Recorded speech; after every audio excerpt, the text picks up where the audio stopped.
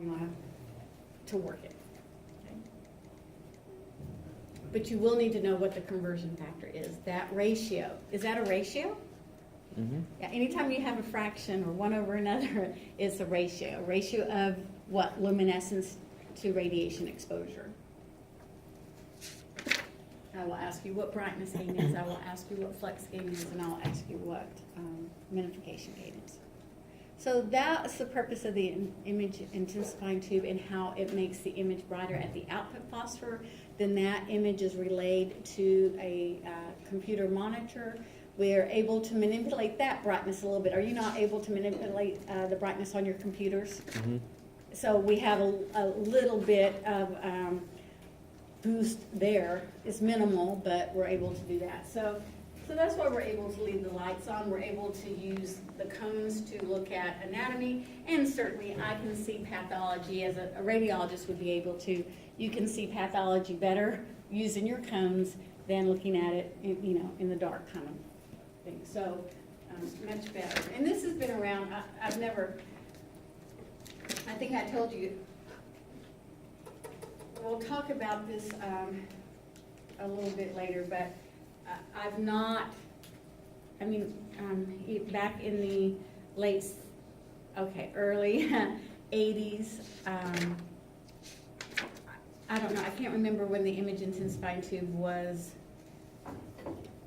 developed. I'm going to say 1950s, 40s, I think in the 50s. So it's been around a long time. It's been around. Now we're getting rid of it. Now it's being phased out. So has anyone seen a fluoro unit yet that doesn't have that tube attached to it? Okay, I'll show you some pictures. I'll show you where we're going with this. I will tell you that what's changed over a period of time is that the II tubes have gotten smaller. The II tube that I worked with when I was your age had to be detached from the tower and on rails and moved out of the way, and then we'd get the x-ray tube to bring it across because there wasn't enough room for both. Now we just push it out of the way, right? Because it's small and compact and we can just push it back from across the table. That wasn't it. Back in my day, they were big and massive and heavy. They were on suspension cables so that when we detached it, it wouldn't drop to the ground and we could slide it along the rails. So anyway, looking at this, you were looking at a monitor, a computer, or probably here a TV monitor, and you're looking at the wire mesh test. I don't think you've used the wire mesh test, have you? No. Okay, you're my first class not to. Okay, this is a wire screen that is used to determine film screen contact. That's not what it's being used here for. Here, it's just a phantom. So you're looking at a monitor without an image on it. So now you can see what's really happening to the image. Tell me some things that you were noticing about this wire screen phantom, and I'm going to turn off the lights, and the overall brightness here. Okay, what is it in the center? It's brighter. Brighter, and around the periphery? A little bit dimmer, isn't it? So where would the best place for your image to be? Your pathology, your anatomy would be certainly in the center. So the fluoro tube is maneuvered to where the part of interest is in the middle. Do you notice anything with the squares of the wire mesh pattern? It's that pin cushion, right? Yes, that's pin cushion. And then look at the 4 squares in the middle. Now look at the squares on the outer periphery. Do they look the same size? No. But they are the same size. This wire mesh is consistent throughout. The squares it's just a piece of wire mesh. You could get it at any hardware store, like on your screen door or whatever. And so that is called the pincushion effect. So it's a distortion that happens where the inside looks smaller than the outside. Okay, so you have 2 things going on here. You have what we call vignetting and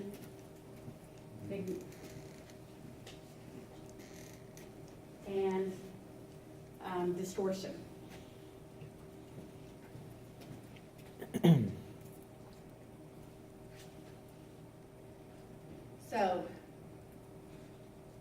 vignetting, it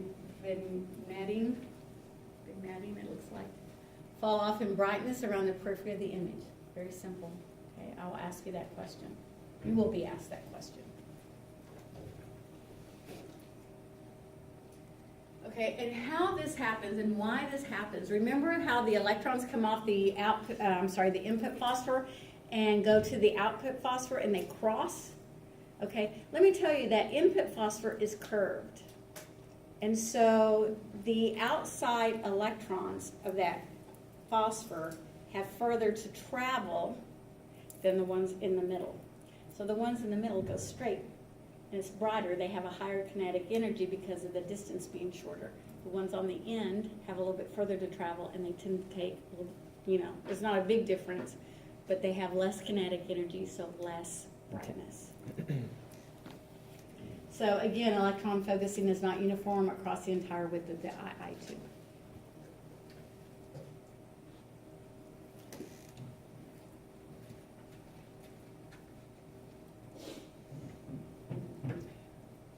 Flat input phosphors do not have this problem. So depending on the equipment that you have, and I'll show you what a flat input phosphor looks like so you would recognize it when you see it, but I'll do that later. Okay, veiling glare occurs when an X-ray photon is not converted into an electron and is not converted to light, or converted to light and then to an electron. I said that opposite. So you haven't, right? Didn't you tell me, didn't we agree that an input phosphor doesn't take 100% of the X-ray energy and convert it to light? Right? So what happens? What happens to those X-rays? Some can hit the photocathode and actually be converted into an electron at that point, or they can go straight to the other output phosphor. They can go straight to the anode and hit the output phosphor. An X-ray photon will have, can hit that output phosphor, and in that area it's going to be brighter. Okay? A direct hit like that is going to be brighter. So they call that veiling glare. The X-ray photon hits the output screens and produces a bright light photon. And so this is not something, I can show you vignetting and show you what that looks like. Veiling glare, I can't really show you what it looks like. It's not something that I've had to mentally deal with before. It's not like, oh, you have to maneuver your machine to keep the image in the middle because that's where it's best. So this is not something I've consciously have dealt with. But what I can show you is kind of how it works with photography. So I have this picture. This would represent, let me just show you. This would represent, this one right here, represents veiling glare. So what happens is you have the sun here and you have a stop sign. And because it's so bright here in this image, you cannot see the outer edge of the stop sign, correct? In that upper right area. Okay, so if we get rid of the veiling glare, then you can see better detail. So that's how a veiling glare can be detrimental to your image. So it obscures the image. It obscures the image, right. So what can be used, your author talks about this, Bashan, it says lead can be used to help minimize this. I don't quite know how that works, okay? But it can be electronically corrected. Pincushion distortion is the one on the bottom, and that's what you were seeing with that image earlier, and that's what we have with fluoroscopy. The one above is just the opposite, and that's the barrel effect. Typical fisheye lens is what we call barrel distortion. So the image looks, both cause distortion. Both are distorted. You can see the opposite for barrel distortion. The inside squares look larger than the outside squares. So what is this one? Pincushion or barrel? Pincushion. Okay, pincushion. What is A? Barrel. Barrel. What is B? Pincushion. Okay, I'm gonna go over this and then we'll be done. Okay, so fluoro tubes, image intensifier tubes, can have different magnification modes. For instance, our II tube that we have in our classroom is a 12-inch input phosphor. We can electronically change that and get it doesn't change size, but we can get a 12-inch, 9-inch, or 6-inch phosphor. So it kind of collimates, or? It doesn't collimate, it is a focusing situation. So let me show you a picture of that. It doesn't collimate, and that's my point, is that input phosphor, if it's 12 inches, physically it is 12 inches, it doesn't ever change, it doesn't expand or contract, okay? So it's 12 inches. So that would be a trifocus tube. In our X-ray room, in our fluoro room, we have a trifocus tube. Some II tubes have the dual focus. You know, maybe the capability of looking like a 12-inch and a 9-inch, for example. Some just have one, and that's fine. Maybe if you're, again, pain management, or you're a podiatrist and for whatever reason you have a fluoro machine, you wouldn't need probably a trifocus tube, but you can imagine those would be more expensive. So here's how that works. You get a smaller field, so you go from a 12-inch to a 9-inch to a 6-inch, you get a smaller field, it magnifies the image, and I'm going to show you how it does that. I'll come back to that. This picture, I think, is out of your textbook. So here's how it works, and it's all done electronically, okay? So again, the size doesn't change. This isn't my best. This is the best one I can find. It's just still not like I want it. Okay, let's look at these two II tubes. We have a 9-inch, we call this normal node. This would be the largest mode, M-O-D-E, so 9-inch. This one is still 9 inches from here to here. Okay, so forget this part, okay? It looks just like this. So here are the electrons. This is the input phosphor and photocathode. All the electrons cross at a certain point. We call that, as I said before, the focal point. Then the beam diverges, hits that 1-inch output phosphor, and then we have it on the monitor. Okay, when we go into the mag mode, the magnification mode, what happens on those electrostatic lenses, remember that in the anode, those electrostatic lenses become greater. The charge on it becomes greater. That positive charge becomes greater. The anode here might be 25,000 volts, 25 kV. Here it's going to be 35 kV. So what do you think is going to happen to those electrons coming across? They're going to move faster? Faster. They're going to be faster. So therefore they cross quicker. Look at the difference between the focal point here and the focal point there. Is it not closer to the input phosphor or further away from the output phosphor? Right? Okay, so this focal point, they cross faster. So now, once they cross, they start diverging again. Well, if it's farther away from the output phosphor, are all those electrons going to hit that 1-inch output phosphor? All of these electrons out here and out here are not going to hit. So guess what happens to the brightness of your image? Gets brighter. If all the electrons are not going to hit the output phosphor, what's going to happen to your image? It gets dimmer. It decreases in brightness. Okay, but the image is what? Bigger. The beam is divergent, the image gets larger. So that's why we call a 6-inch mode the magnification mode. It magnifies the image. So I have a little slide. Let me just show you kind of how that works. Okay, here is the top one is your normal mode, 9-inch. Whatever normal is your biggest one, whatever that may be, 12-inch or 9-inch or whatever tube you bought. Okay, and I put a chest X-ray up there. It can be, maybe I should put an upper GI. So I put a chest X-ray up there. So you're looking at, remember, you're looking at a monitor, but in reality, the output phosphor is 1 inch in diameter. So you see the chest X-ray, little bitty chest X-ray. Anatomy is so cute on the output phosphor. It's just teeny, teeny, tiny, little 1 inch.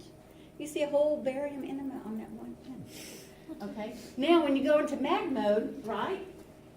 The electrons cross sooner, so the image gets larger. Now you see the heart much larger than what you did there, right? So when you go into a smaller mode, 6-inch if you go 12 to 9 or 9 to 6 inch modes, it magnifies the image. Okay, but look at all these electrons that didn't hit that output phosphor. That is why this image will be dimmer, Because of scatter? because these electrons are not hitting that output phosphor now. Guess what we do like dimmer images? Mm-mm. So guess what's done to make it brighter? Increase what? Technique, that's right, mass. MA, not time, but MA and KV. So guess what happens when the doctor goes into a mag mode? More Increase patient exposure, absolutely, you're right. So so we want to minimize our time in the magnification mode. So the doctor will use the mag mode, where he or she's doing an upper GI and sees an ulcer. And so at that point, they can go into mag mode to see that better, maybe take an image of it to record it, and then go out of mag mode to look.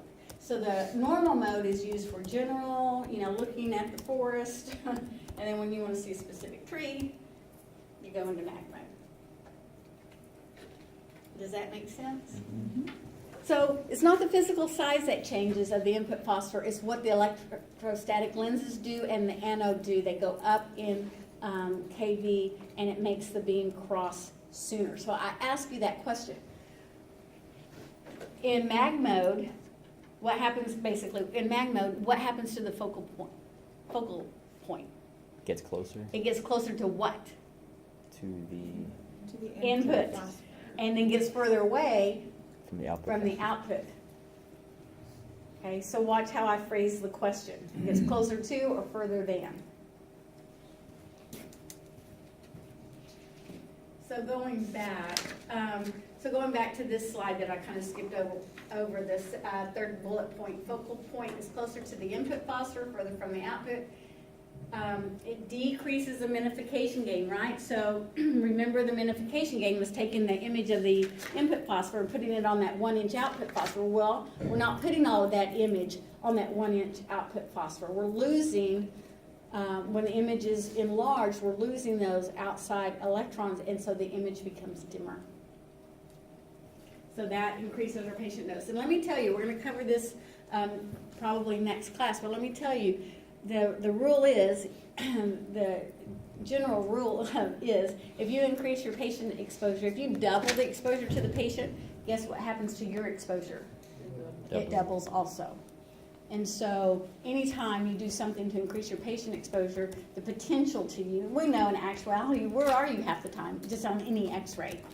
You go into a room, take an x-ray of a patient and double the exposure. Did you just get double? No, because you were outside the room, but it's a potential. So if you're in the room with the patient, you double their exposure, you're potentially doubling the rate of the scatter exposure to yourself. Okay, so it's in our best interest. It's in our best interest to minimize patient exposure, and our job is to minimize exposure to our patients. And I think that's where I want to stop. Yay, wow.